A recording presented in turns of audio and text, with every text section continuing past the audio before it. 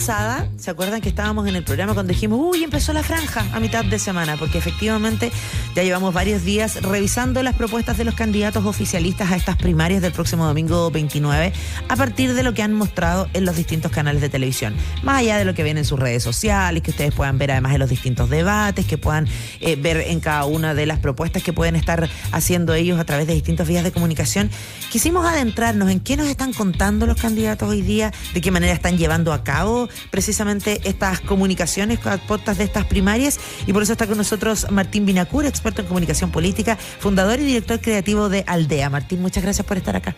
No, gracias a ustedes por la invitación. A propósito de que tú eres además fundador y director creativo, ¿hay creatividad en estas campañas, en estos 4 candidatos? O sea, hay, digamos. Ahora podemos ver qué tipo de creatividad, si está buena, si está empujando un poquitito lo que es el establishment de la media de la creatividad política. Y me parece que no mucho. Que está un poco al debe. Sí, bien al debe. Mi expertise deviene, un poco para presentarme, de haber hecho la franja de Bachelet en 2005, digamos. Ajá. Y en la última presidencial estuve participando en la segunda vuelta como asesor del equipo del actual presidente Boric, asesor del equipo creativo y del equipo estratégico. Entonces, desde ahí, no es que yo me dedico a la comunicación política, pero ahí he tenido algún tipo de expertise, más a otro tipo de intervenciones dentro de plebiscitos, etcétera, etcétera. Entonces, con un par de rounds en el cuerpo, uno sabe lo que es hacer una campaña. Una campaña presidencial es una campaña muy larga, sí. O sea, pre-campaña, primaria, primera vuelta, segunda vuelta. Y acá estamos en la fase de primarias que todas las fases son distintas, digamos. Uh-huh. En este caso, esta fase responde a una coalición, digamos, debe elegir entre los que son semejantes cuál es el que nos va a representar, ¿verdad? Entonces ahí es donde la creatividad, volviendo a tu pregunta inicial, debería empezar a aprovechar su potencial para marcar esas diferencias. Lo primero que yo noto en esta franja oficialista es que no parece haber un ethos común. Digamos, uno podría entender que, bueno, todos pertenecemos a un mismo sector. Somos la izquierda, centro izquierda, una izquierda más dura, una izquierda más extrema, etc. Pero todos pertenecemos a un mismo sector. Y en todo caso nos diferenciamos en algunos matices. Si uno mira la franja, los 4 candidatos tienen aproximaciones completamente distintas entre sí. Parecieran como si fueran partidos muy diferentes en un espectro mucho más grande. Tenemos un PC, un partido comunista, que tiene una candidata, una precandidata, que es Janet Jara, que yo creo que está haciendo bien las cosas en términos estratégicos, porque el PC está en el extremo del espectro, no tiene hacia dónde crecer. Uh-huh. hacia ese lado, tiene que crecer más hacia el centro y tiene que empezar a convencer a personas que, sobre todo, el rótulo comunista los puede alejar. Entonces, si vos mirás la franja de Janet Jara, es una franja que tiene 2 características súper importantes. Uno es, no aparece nada de octubrismo, no aparece nada de comunismo, es una franja que no toca ese tema directamente, pareciera que no tiene que ver nada con eso, uh-huh. Salvo una aparición de Carol Cariola en algún momento.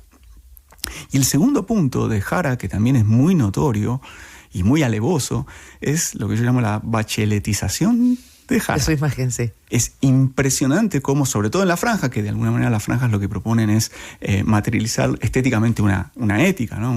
una cosmovisión, es 100% bacheletista, sobre todo muy Bachelet 2005, ¿no? En términos de hacer una campaña ciudadana, lejos de los partidos. Contar su historia.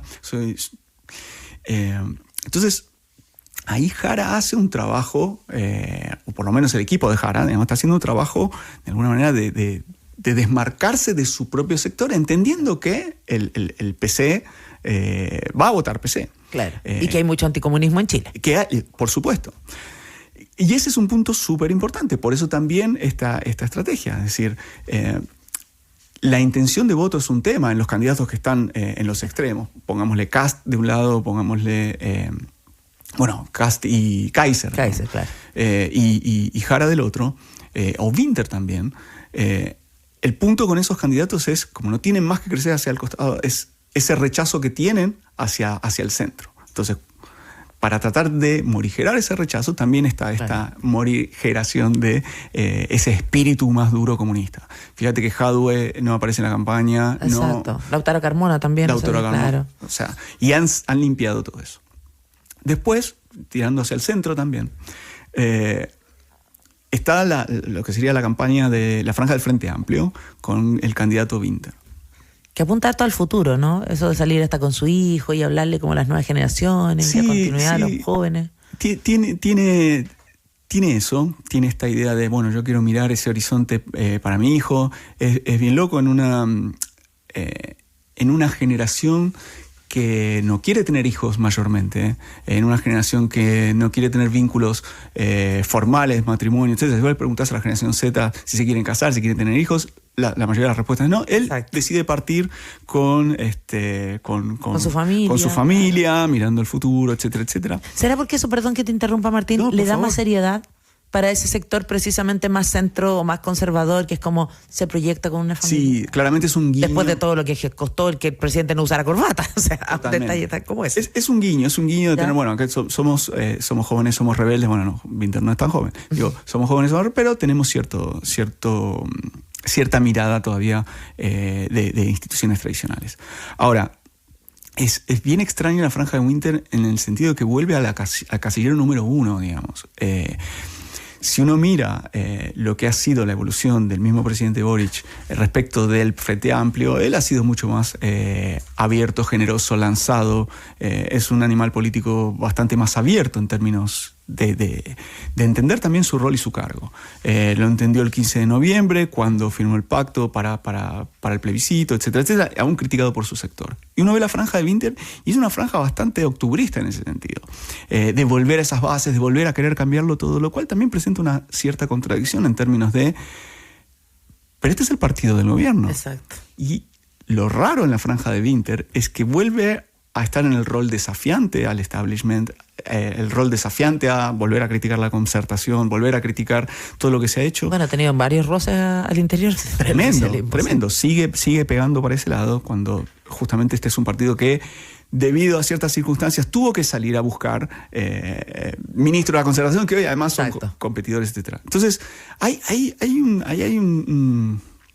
una madeja bastante compleja, entendiendo que también le habla un núcleo muy duro, pero nuevamente estamos tratando no de convencer a los propios. Exacto. Los propios se supone que ya están. Tenemos en una elección tratar de convencer a ajenos también. Y en los otros dos casos pasa un poco lo mismo porque tienen el historial de la ex concertación, nueva mayoría, ¿no? Tanto Toa como Mulet. Totalmente. Voy a dejar a Mulet de lado porque yo creo que Mulet acá está haciendo un juego propio, digamos, en términos de que no es un candidato viable, según han comentado las encuestas, digamos, en términos. Entonces, ¿será que quiere posicionar su partido y a lo mejor supuesto. alternativa luego para las parlamentarias, por ejemplo? Es todo ganancia para él. Es todo ganancia para él en ese sentido. Ahora, el caso de Carolina Toa es un caso bien interesante también de ver. Carolina es una mujer súper competente, ha tenido roles en ambos gobiernos, es decir, que ha vivido los dos mundos. Y a mí lo que yo he leído, digamos, de la campaña, y creo que ahora han empezado a corregir el rumbo también, es que partió presentándose, partía muy solitaria, partía en un ambiente muy oscuro, planteando problemas oscuros, ¿no? Donde ella, desde la historia personal, marcaba su resiliencia y como que describía demasiado su resiliencia y no para qué servía esa resiliencia en términos de futuro y luminosidad. Esa entrevista de trabajo donde está como especie de está sola contestando. Y cuando uno presenta a un candidato, también tiene que presentar la energía que representa ese candidato, tiene que representar la visión de ese candidato, tiene que ver quiénes acompañan. Esto es un movimiento, o sea, yo tengo que ver, para sumarme y para tener ganas de sumarme, también tengo que ver que otros se están sumando. Yo la veo muy sola, Carolina, en esto. Y creo que ha sido tibia respecto, en el principio de la campaña, respecto de esta situación compleja que tiene. Pero al recibir sobre todo las críticas de Winter a la concertación y volver a reflotar ese tema que se suponía ya, digamos, superado, debería haber estado superado, ahora está golpeando más duro y diciendo, bueno, voy a establecer una diferencia. Ustedes nos vinieron a buscar a nosotros. Claro. Y yo creo que eso está bueno. Está bueno porque también es atractivo para los viudos de la concertación, para decirlo de alguna manera, ¿no? O sea, todo ese sector que va desde el Frente Amplio hacia el centro, que en un escenario como en la última elección, en segunda vuelta, entre un Boric y un Kast, estaba un poco huérfano y que, bueno, de alguna manera eligió Boric. Y que muchos están dispuestos incluso a votar por la derecha si es que la opción fuera el Partido Comunista, por ejemplo, ¿no? Por supuesto, por el rechazo que hablábamos antes. Entonces, ahí hay una verdad que está diciendo Carolina, que yo creo que es un activo fuerte de campaña porque es movilizador en ese sentido, y es lógico. Claro. Es decir, pero apunta también, perdón Martín, por favor, a mostrar su trayectoria, su carrera, como a validarse por el camino que ella ha recorrido. Eso tiene que ver también con que a lo mejor la hemos visto mucho en algunos roles que en el último tiempo le generaron mucho cuestionamiento porque, recordemos, estaba en el corazón de la explosión que significó el caso Monsalve. Totalmente. Y sin comerla ni beberla, en el sentido de es una granada que le explotó al lado. A lo mejor por lo mismo se muestra más sola, porque por ahí dice mejor sola que mal acompañada, ¿no? Respecto a ese caso puntual, sí, es muy, muy probable. Ahora, ella estuvo en el ministerio más difícil de todos, con además la seguridad como eje central, que es el tema principal, digamos, en la agenda pública. Entonces yo creo que eso es un activo muy fuerte. Y obviamente que va a haber siempre detractores, porque el problema de seguridad no se soluciona de un día para otro. Pero yo creo que es un activo muy, muy, muy, muy potente que puede explotar más. Estamos conversando con Martín, espero decir de nuevo bien tu apellido, ¿Vinacour? Así como Martín Vinacour, experto en comunicación política, fundador y director creativo de Aldea, a propósito de las propuestas que estamos recibiendo a través de los candidatos oficialistas para las primarias del próximo domingo 29. Aquí además es súper importante obviamente a quién se le habla, ¿no? Hablábamos de los orígenes, por ejemplo, si uno es humilde, en el caso de Janet Jare con Empuje Salido, Karina Toa que tenga una trayectoria política, no Winter, a lo mejor mirando un poco más hacia el futuro. Bueno, y Mulet también con las regiones, es una conexión ahí bien fuerte. Pero es súper importante, creo yo, esto de lo que arrastran, ¿no? Porque si bien pueden ser una nueva apuesta respecto a lo que fue la nueva mayoría, la concertación, el Frente Amplio, el Partido Comunista, etcétera, puede ser algo distinto. Igual hay un peso específico ahí porque a lo mejor no le hacen un gran favor, pero hay gente de su propio sector que empieza, oye, pero no sé, ¿por qué no muestras más tu lado del Partido Comunista? O sea, oye, y todo el legado de la concertación, por ejemplo. Sin duda, sin duda.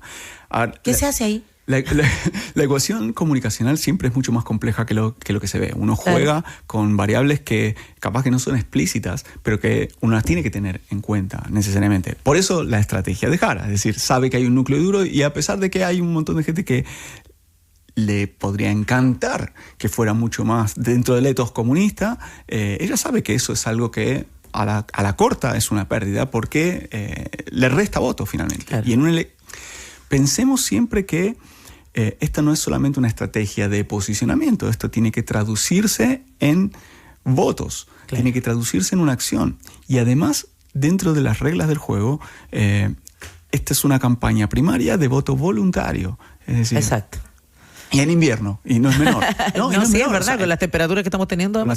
Si el domingo 29 llueve a cántaros, claro. O sea, la participación va a ser mucho menor y eso va a significar que solamente se van a movilizar los núcleos más duros. Claro. Entonces, todas estas son variables que juegan. A propósito de núcleos duros, hay quienes incluso proyectan, ¿no? Aquí, para recordarlo, votan las personas que están inscritos en alguno de los partidos del oficialismo que va a las primarias, pero también las personas que no están en ningún partido político inscritos, votar, ¿no? Porque hay personas que están en los partidos de Chile Vamos, por ejemplo, que tampoco pueden votar. Pero hay muchos que dicen, oye, pero a lo mejor los simpatizantes de la derecha van a votar, por ponerte algo, porque gane Jare o porque gane Winter, porque saben que aquí nunca va a ganar alguien de la extrema izquierda o con posición más dura, ¿no? Y así le quitamos posibilidades para la vuelta siguiente.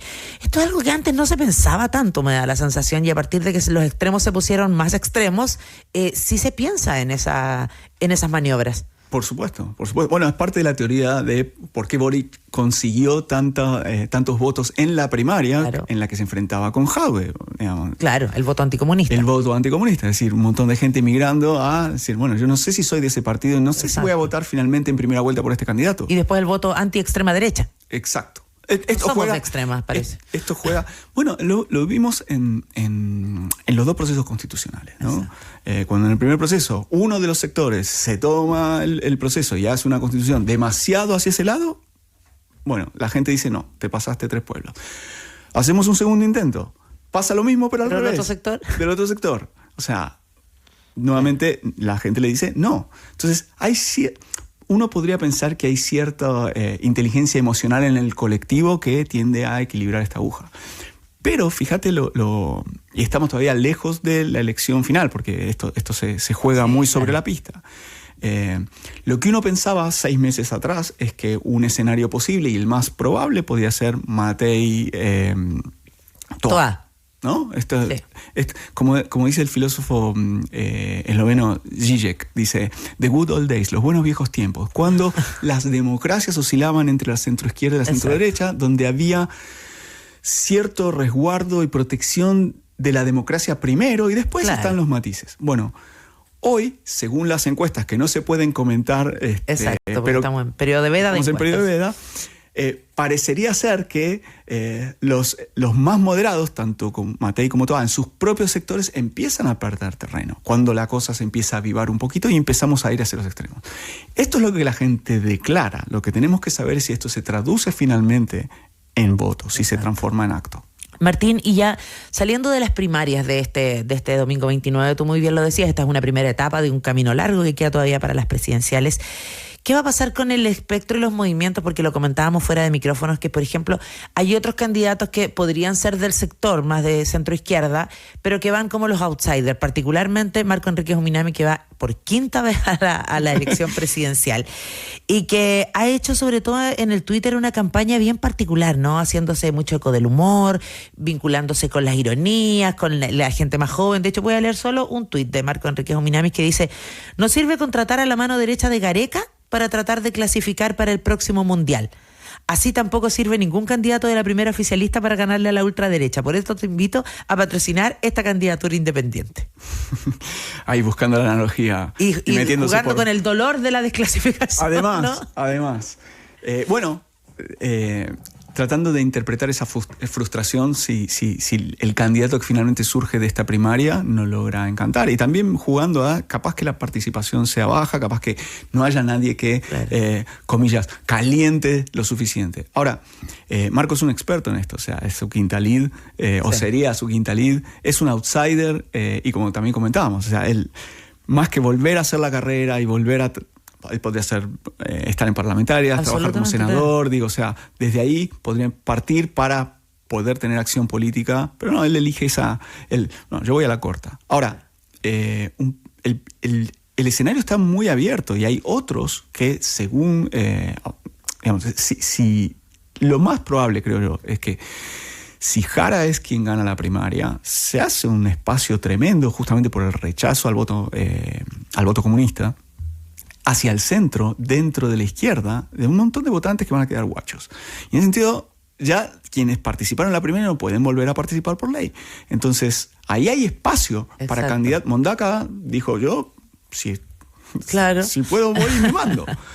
Y pueden aparecer otros, digamos, Maine Nichols, ahí hay un espacio tremendo. Hasta Landerreche yo lo veo medio cante. Landerreche, y sería un tremendo, el golpe de la novedad en su momento, etcétera, creo que sería una oportunidad tremenda de capturar ese voto, claro, más moderado de la izquierda. Porque además, como tú dices, está súper abierto el escenario, porque en la derecha tampoco es que haya un candidato que esté que se haya arrancado, como en otras ocasiones pasaba, ¿no? O sea, Evelyn Matei era indiscutible hasta hace algunos meses, después era como la sombra de Kast, pero después aparece la figura de Kaiser también, aglutinando a un sector que a lo mejor estaba medio escondido, medio callado y que no le importó nada y salió abiertamente, ¿no?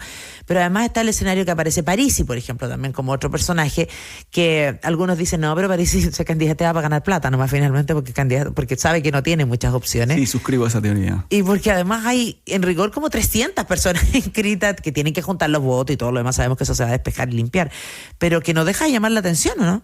en lo abierto del escenario. Está muy, muy fluido. El escenario mundial también está bastante caldeado y fluido en ese sentido. La aparición en el mundo en los últimos años de las derechas disruptivas, llamémoslo así, digamos, o ultraderechas, porque hay una mezcla de ambas cosas, sí, ¿no? O sea, también se le dice a la derecha disruptiva, a veces ultraderecha no siendo tal per se. Pero vos tenés casos como Milei, como Bukele, como el mismo Trump, Meloni, que es mucho más moderada, el fenómeno europeo también, Holanda, etcétera, etcétera. Aquí parecería haber una derecha disruptiva que tiene que ver con Kaiser, que lógicamente tiene mucho momentum, pero después se van desinflando. Kast, que ha venido haciendo un trabajo muy intenso en redes y bastante sostenido. Y Kaiser lo ha dejado ya no como el último ultra, sino como ya está un poquitito más al centro, lo centra un poquito a Kast. Y Matei tiene esta particularidad. No es la primera vez que Matei sube mucho en las encuestas, muy lejos de las elecciones, y empieza a bajar conforme nos vamos acercando al momento de votar. Y eso es algo que el comando de Matei tiene que tener muy claro y muy en alerta. No, y además la ciudadanía en general también creo yo que tiene una responsabilidad de ver en los distintos candidatos de todos los sectores las propuestas que hacen, no solo la descalificación, las críticas, porque sabemos que eso son las cosas más fáciles de hacer en el juego, la chicana, ¿no? Pero también las cosas que no dicen. Porque hay candidatos, por ejemplo, que, bueno, Janet Jara creo que en una acción comunicacional brillante, por ejemplo, se puso a bromear hace un tiempo en un debate. Hoy pensé que me iban a preguntar por Cuba y Venezuela, porque hay montones de temas que o le ponen mucho énfasis o no hablan. No sé, por ejemplo, se le cuestiona mucho a Matei que no ha hablado de los casos de corrupción en los municipios de su sector, por ejemplo, o los temas de derechos humanos que también le complican a la extrema derecha, ¿no? O los casos que pasó con el octubrismo, como denominan también en el caso de Vinter, por ejemplo, frente a Apple, y así, ¿no? Bueno, o sea, hay ciertas cosas de las cuales mejor no hablar de ciertas cosas, como decías. Totalmente. Ahora, Borges decía, y esto está bueno, o sea, si hay un error en la trama, mejor hacerlo explícito. Y eso es lo que hizo Jara con ese comentario. Ahora, yo hubiera profundizado porque Jara tiene una cuña hablando de Cuba diciendo, bueno, es una democracia diferente. Sí. O sea, se puede apretar ahí. Ahora, vos dijiste una palabra que está buenísima, que es ausencia. Y ya que estamos hablando de las primarias oficialistas, fíjate lo fuerte que es la ausencia de el presidente Boric. Exacto. Incluso en la franja de su propio partido. Eso es muy notable.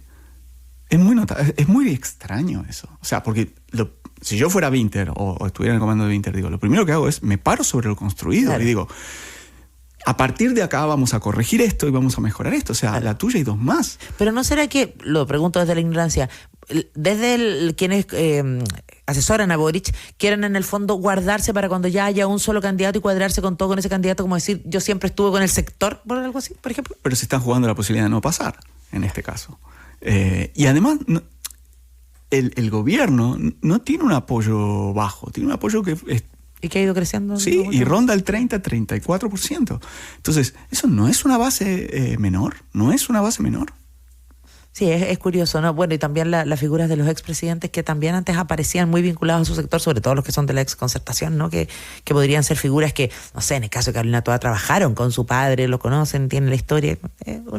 Una cosa bien llamativa a partir de lo que no se dice, porque efectivamente también hay mucho techo de cristal, yo creo, en la política chilena en general, y aquí no me voy a ir a ningún sector, porque de pronto alguno le dirá, oye, pero mira el caso fundaciones y no sé qué, y vamos viendo y hay fundaciones de todos lados, o las licencias médicas y vamos viendo y en los municipios hay de todas partes. O sea, es transversal. O sea, como que hoy día se saben cosas básicamente que incluso los mismos funcionarios públicos, lo hemos comentado de alguna vez, reconocen pasan hace décadas en el país, ¿no? Que antes no se supiera no quiere decir que no pasaran. Tal cual.